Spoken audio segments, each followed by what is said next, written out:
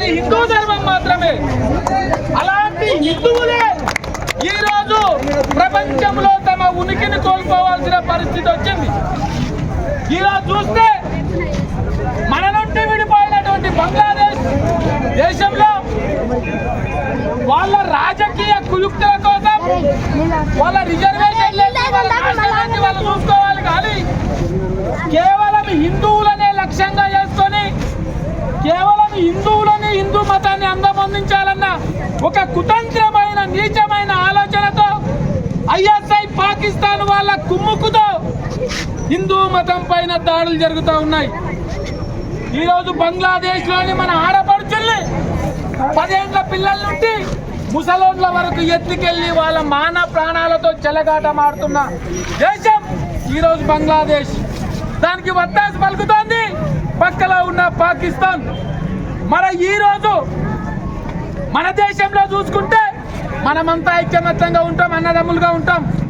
ఒకరోజు 25% పాకిస్తాన్లో ఉన్న హిందూ జనాభా ఈరోజు 2%కు పడిపోయింది. అంటే 125 మంది ఒకప్పుడు పాకిస్తాన్లో హిందువులు ఉంటే ఈరోజు 100కి 2 మాత్రమే ఉన్నారు.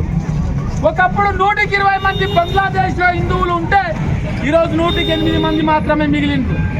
ఒక్కసారి మన అక్క చెల్లెళ్ళు అన్నదమ్ములు ఇక్కడ వచ్చిన సనాతన ధర్మ ప్రేమికులందరూ ఒక్కసారి ఆలోచించండి. రాబోయే కాలంలో మనం ఇలాంటి సెక్యులర్ వాదుల్ని నమ్ముకుంటే నీకు బొట్టు పెడితే పన్ను, జుట్టు పెడితే పన్ను, గుండు పెడితే పన్ను, కలర్ బట్టలు వేసుకుంటే పన్ను కట్టాల్సిన పరిస్థితి వస్తుంది.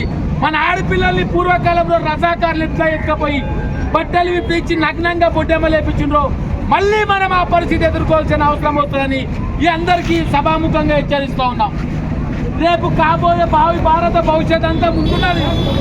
మనం మీరందరికీ కూడా చెప్పేది ఏంటంటే ఒక్కసారి గుర్తుపెట్టుకోండి, ఈరోజు ఏదైతే కాంగ్రెస్ పార్టీ ప్రధాన నాయకులు రాహుల్ గాంధీ గారు ఉన్నారో మరి